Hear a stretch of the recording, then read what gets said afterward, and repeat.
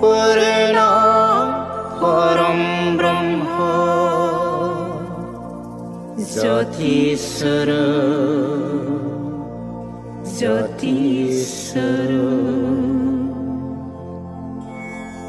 नैबे समाव आङो फरायसाफोरखौनो थुलुंगा होनो मोननानै मोजां मोनगोन।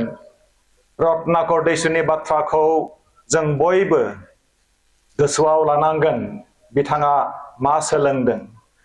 रत्नाकर दैसुआ ओरैबायदि सासे सिखावमोन, डकाइतमोन। लामाजों थांनाय मानसिफोरनि आसिखौ दानस' दानस' माला गानोमोन। खोमानि, गन्थंनि, आखाइनि सना रुफाखौ सिख'नानै न'आव होयोमोन। सानसे समाव नारदआ फैगासिनो दंमोन लामा गेजेरजों, हाग्रा गेजेरजों। रत्नाकर दैसुआ नारदखौ हमबाय, बेखौ आसि दानस'नो नागिरबाय, बिनि मनाखौ सिख'नो नागिरबाय। नाथाय नारदआ बुंबाय, दसे नेथ', आंनि फंसे बाथ्रा खोनासं। बे फंसे बाथ्राखौ खोनासंनायनि उनाव नोङो आंखौ मा खालामो खालाम। रत्नाकर दैसुआ सोंबाय, मा? बुं, थाबैनो बुं। नारदआ बुंबाय, नोंदि एसेबां पाप खामानि मावदों, बे पापखौ नोंनि न'खरनि, नोंनि हिनजाव, नोंनि गथ' गथाया लागोन ना लाया? नोङो थाबै सोंनानै फै, आं बेयावनो गसंबाय थागोन। रत्नाकर दैसुआ खारनानै सोंहैबाय, गावनि हिनजावनाव सोंबाय, गावनि हिनजावखौ सोंबाय जे आंथ' एसेबां सना रुफा खावनानै नोंसोरखौ जाहोदों लोंहोदों, नोंनो होफैदों, नोंखौ रंजाहोदों, नाथाय आंहा पाप जादों। बे पापखौ नों लागोन ना लाया? हिनजावा फिन होबाय, लानाय नङा। गावनि गथ'फोरनाव, गावनि फिसाफोरनाव सोंबाय, नोंसोर आंनि पापखौ लागोन ना लाया? फिसाफ्रा बुंबाय, लाया। अब्ला दुखुजों बियो रत्नाकर दैसुआ गिदिंलांफिननानै नारदनो खिन्थाहैबाय, हे प्रभु, आंनि पाप जानायखौ आंनि न'खरनि रावबो लायानो। दा आं थैयोब्ला आंखौ एम्फौ दैसिगोन। आं दा मा खालामनो? नारदआ बुंबाय, रत्नाकर, नोंनि महरखौ नों सिनाय, आंनि फंसे बाथ्राखौ नों खोनासं। नोंनि महरखौ नों सिनाय, नोङो सासे महारिषि जानो हागोन। नोंनियाव बिराद मोनसे गोहोगोरा महरा हाबनानै दङ, बेखौ आं नुदों होननानै नारदआ बुंबाय। नारदआ बेखौ बुंबाय, दिनैनिफ्राय नोङो सिखाव खावनायखौ नागारदो। बै साननिफ्राय नागारनानै बियो दिनैबो जब खालामदों, गाबोनबो तपस्या खालामदों। तपस्या खालाम बियो बयनिख्रुइबो गेदेरसिन सासे खन्थाइगिरि, महारिषि जानो हाबाय। दा जों रत्नाकरखौ मा होननानै मिथिगौ? बाल्मिकि होननानै जों मिथिगौ, नङा होनबा? बेनि रेफारेन्सखौ आङो मानो बुंदों? फंसे रावा जोंखौ सोलायहोनो हायो। बिमानि फंसे रावा दिनै आंखौ धेमाजि ओनसोलनि, बे दिफा ओनसोलाव, धेमाजि जिल्लानि दिफा ओनसोलाव फैनानै नोंथांमोननि सिगाङाव गाहाय आलासि महरै बिबुंथि लाखिनो थाखाय गोहो होदों। आंनि बिमानि फंसे राव। आइया आंखौ बुंदोंमोन, सिखारदो आरो लेखा फरायदो। बै सिखारदो आरो लेखा फरायदो, बेयावनो दङ थांनानै थानायनि मोन्थोर। नाथाय जोंनि फरायसाफ्रा बेखौ दिनै खोनासंनो बावगारदों।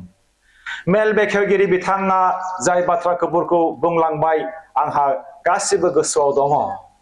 मानसिफोरनि बिबुंथि होनायखौ खोनासंनो आङो बिराद मोजां मोनो। मानो होनोब्ला आं मोजाङै मिथिगौ, फंसे रावा जोंखौ देरहासार खालामनो हायो। फंसे गाज्रि रावा जोंखौ फोजोबस्रांनोबो हायो। बेनिखायनो आङो बयखौबो खावलायदों, फरायसाफ्रा जाहाथे आंनि बिबुंथिखौ जोबजासिम खोनासङो। खोनासंनायनि थाखायनो जों दिनै नोंथांमोननि जायगायाव फैनो हादों। जुदि खोनासङामोनब्ला मा जागौमोन? आं जाम्बा जागौमोन। आङो जिउ थासेयावबो आं बेंगुरा जागौमोन, आं पेरालाइज जागौमोन, आं गोथाङैनो गोथै जागौमोन। दिनै जोंनि फरायसाफ्रा गावनि फ्रिडमखौ, गावनि उदांस्रिखौ बावनो हमदों। जोंनि उदांस्रिया मा? जोंनि उदांस्रिया बबेहाय दङ? बेखौ जोंनि फरायसाफ्रा बावनो हमदों। जोंनि उदांस्रिया जाहैबाय लेखा फरायनाय जोंनि उदांस्रिया जाहैबाय फिथाइ सामथाइ जानाय आबाद मावनाय बिजनेस मावनाय गाननाय जोमनाय गाननाय इसोरखौ सिबिनाय फोरोंगिरिखौ मान होनाय बिमा बिफाखौ खुलुमनाय बे जोंनि उदांस्रि बे जोंनि उदांस्रि जोंनि उदांस्रिया जोंनि आखायाव जोंनि आथिङाव जोंनि खुगायाव जोंनि मेलेमाव जोंनि गोसोआव जोंनि बिखायाव थानाय गोसो सिंनि थानाय बे गोहोखौ गोहो गोरा खालामनानै जोङो साफा साफा देरहासार मानसि जानाय बेनो जोंनि उदांस्रि नाथाय जोंनि उदांस्रिखौ गोबां फरायसाफ्रा दिनै बेंगुरा खालामनानै लादों फोरोंगिरिनि बाथ्राफोरखौ खोनासंनो नागिराखै बिमा बिफानि बाथ्राखौ खोनासंनो नागिराखै जायनि जाहोनाव दिनै गोबां फरायसाफ्रा गाव गावनि बिमानि गाव गावनि बिफानि मेगननिफ्राय दुखुनि मोदै गहोदों बिमाया गाबदों सान हर बिफाया गाबदों सान हर बिमाया मोनसे थांखिजों जोनोम होदोंमोन गावनि फिसाखौ आंनि फिसाया मोजां मानसि जाथों आंनि फिसाया गोरों मानसि जाथों आंनि फिसाया गेदेर मानसि जाथों आंनि फिसाया देरहासार जाथों आंनि फिसाया देरहासारनि फिरफिलाखौ माउन्ट एभारेस्टआव बिरहोहैथों बेबादि मोनसे थांखिजों बिमाया गावनि उदै सिङाव 9 दान लेर लेर खांदोंमोन खांदोंना खाङाखैमोन बुंलाय फरायसाफोर खांदोंमोन आंबो आंनि आइनि उदै सिङाव आंबो दङमोन जेब्ला आङो आइनि उदै सिङाव दङमोन आंनि आइया माब्लाबा ओंखाम उखैदों माब्लाबा रायजादों सोरजोंबा माब्लाबा उन्दुनो ओंखारदों माब्लाबा सान्दुं माब्लाबा बारहुंखा माब्लाबा बांग्रिं माब्लाबा सारन्थाइ माब्लाबा दैबाना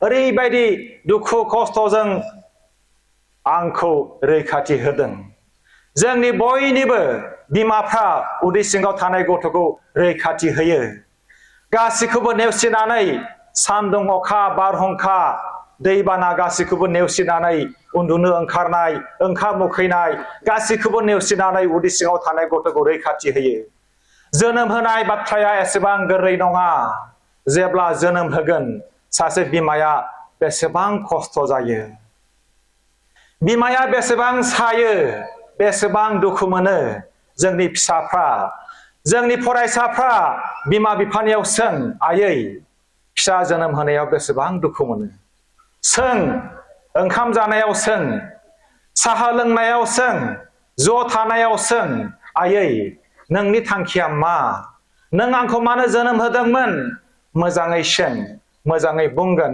जोनोम होनायनि उनावबो बिमाया गावनि गाइखेरखौ दौनानै गेदेर गोलाव खालामो सोरनिबा बिमाया बिसखौनो गाइखेर होननानै दौदों नामा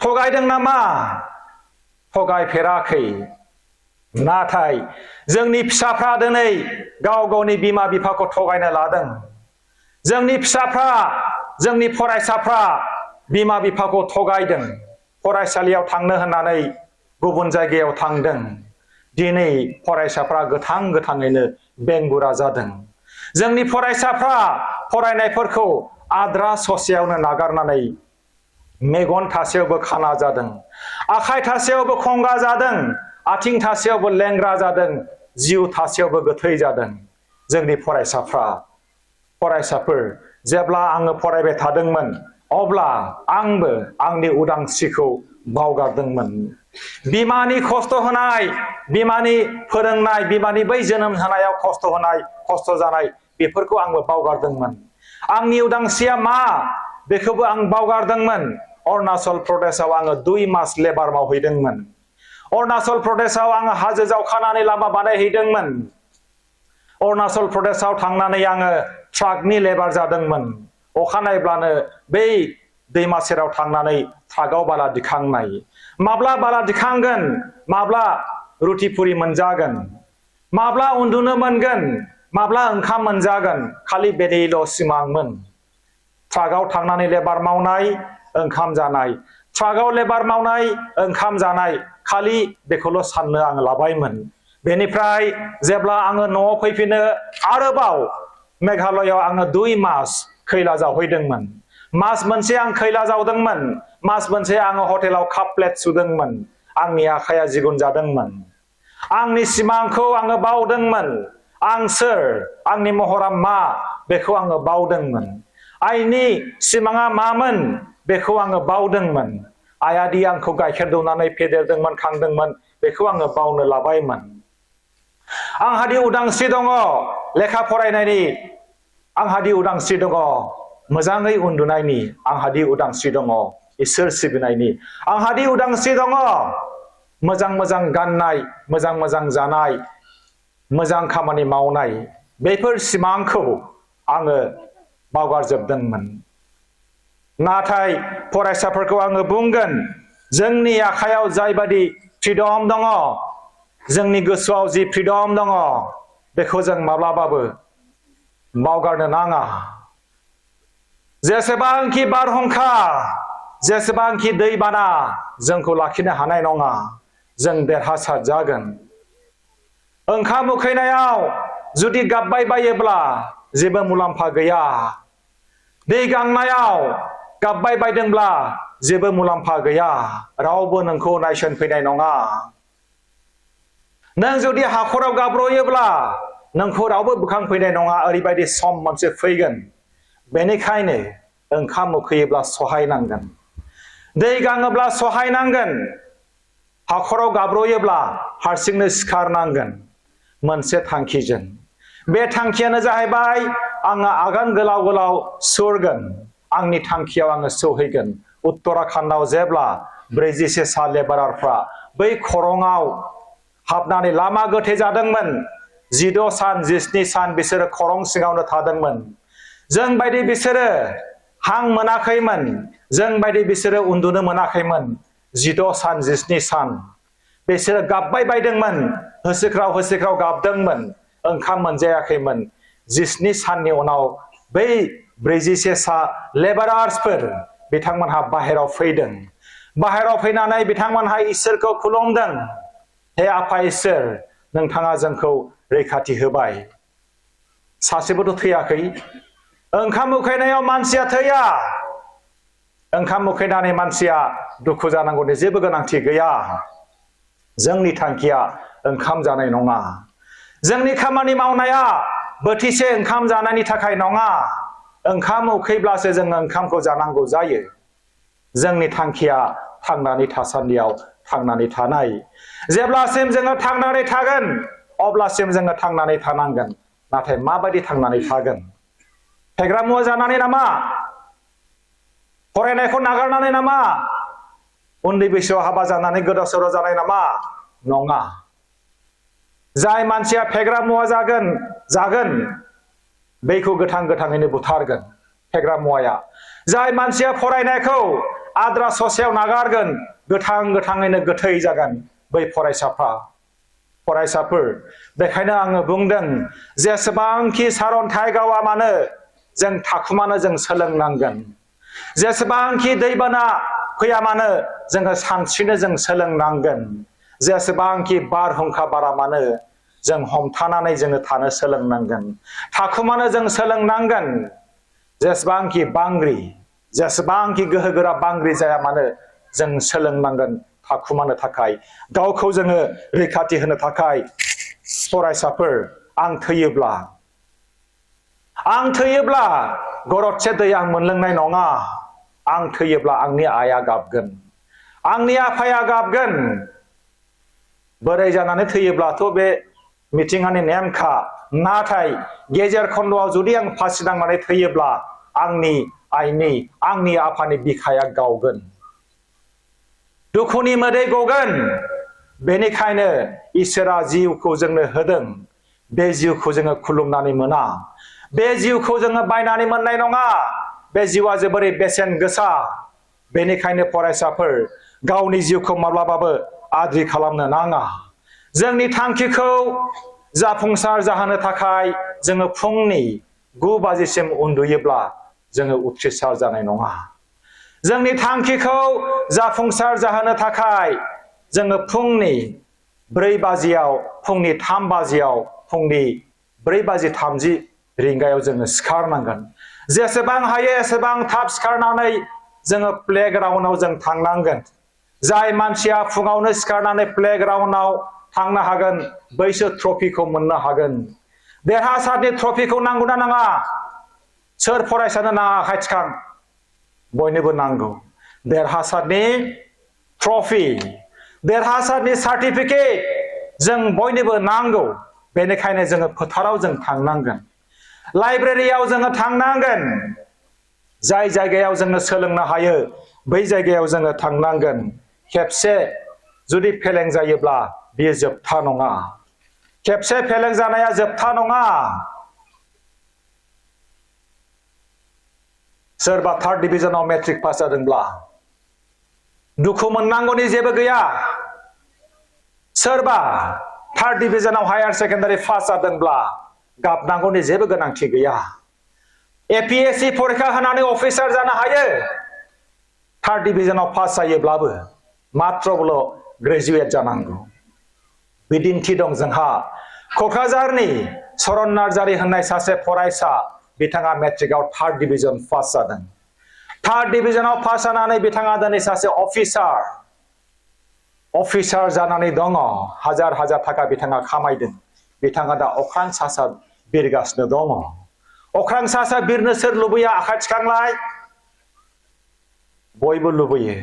अख्रां सा सा जों बयबो बिरनो लुबैयो फरायसाफोर। बेखायनो आङो बुंगोन, जुदि खेबसे फेलें जादोंब्ला गाबनांगौनि जेबो गोनांथि गैया। एपीजे आब्दुल कालामाबो फेल जादोंमोन, मिथिगौना?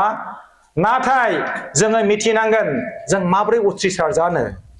जोंनि गोसोआव जायखौ जोङो सानो, जोंनि खुगाजों जायखौ जोङो बुङो, बेयो जोंनि देहायाव हाबो। आं जुदि गोसोजों साननानै थायोब्ला फुंनि 9 बाजियाव आङो सिखारगोन, आंनि देहायाबो उन्दुबाय थागोन। आं जुदि बुङो आं बेखौ मावनो हानाय नङा, आंनि आखायाबो बेखौ लिरनो हानाय नङा। बेनिखायनो जायखौ नोङो सानो बेखौ नों जायो। जायखौ नोङो बुङो बेखौ नोङो जायो। बेनिखायनो गावनि गोसोनिफ्राय नेगेटिभ बेफोरबादि साननायखौ ज्राब गारनांगौ। ओरैबायदि गोहोगोरा जानांगौ, रोहो रोहो जोंनाय अर। सासे रोहो रोहो जोंनाय अर, जायनि खाथियाव मासे मोस्रोमबो फैनो हाया। जायनि खाथियाव सासे सुथुरा फैयोब्ला सेवहांगार जागोन बियो।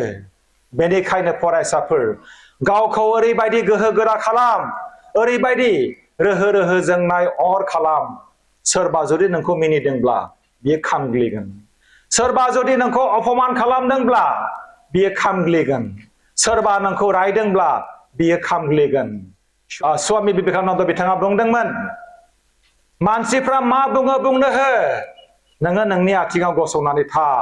नोङो सैथोखौ मावलां, नोङो देरहासार जागोन। Let people say whatever they like. Stick to your conviction. Rest assured, the world will be at your feet होननानै बुंदों। हे पूर्ण परम ब्रह्म ज्योतिस्वरूप ज्योतिस्वरूप